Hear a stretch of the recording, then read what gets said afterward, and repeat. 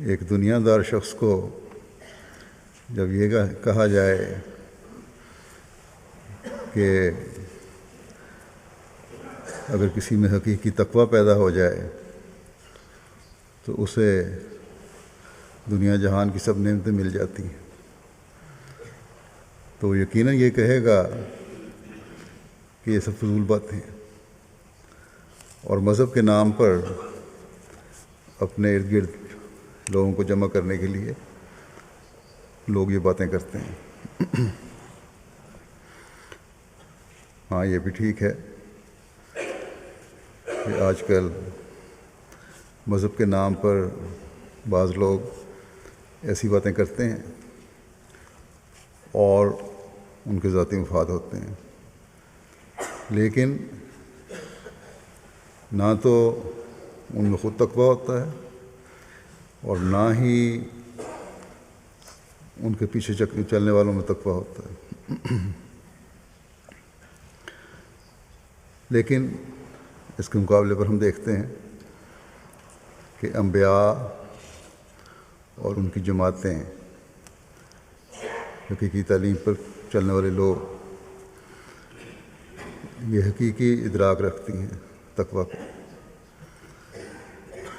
اس دنیا میں رہتے ہوئے دنیا کے کاروباروں میں لگے ہونے کے باوجود تقویٰ کی تلاش کرتے ہیں اور تقویٰ پر چلتے ہیں۔ مجھے سینکڑوں خط آتے ہیں جن میں اس بات کا اظہار ہوتا ہے کہ اللہ تعالی ہم میں اور ہماری اولادوں میں تقویٰ پیدا کرے۔ یہ تبدیلی یقیناً انہیں حضرت مسیح موعود علیہ السلام کو ماننے اور اپنا عہد بیعت نبھانے کے احساس کی وجہ سے ہے۔ اس خواہش نے اور اللہ تعالیٰ سے تعلق اور اس کی خشیت اور خوف نے انہیں دنیا کی چیزوں سے بے پرواہ تو کیا ہے، لیکن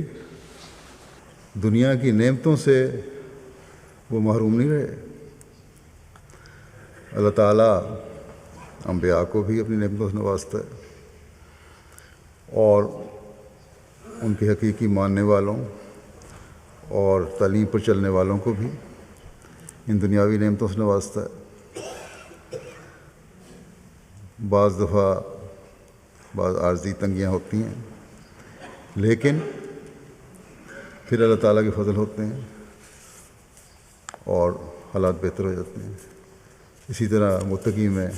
قناعت بھی ہوتی ہے اور اس قناعت کی وجہ سے وہ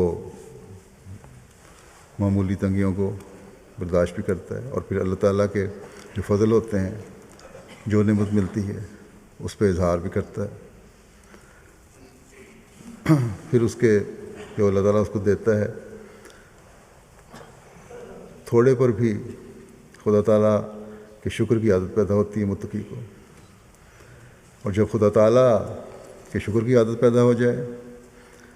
تو پھر مزید فضل اللہ تعالیٰ فرماتا ہے، اور انہی فضلوں کو دیکھتے ہوئے ایک حقیقی مومن پھر قربانیوں کے لیے تیار بھی رہتا ہے اور کرتا بھی ہے۔ آج اس زمانے میں اس مضمون کا حقیقی ادراک ہم احمدیوں کو ہے، جن کے سامنے حضرت صلی اللہ علیہ وسلم کا زمانہ بھی ہے اور آپ کے غلام صادق کا زمانہ بھی ہے، اور اسوہ اولاد کو بھی اپنی اطاعت سکھائیں گے،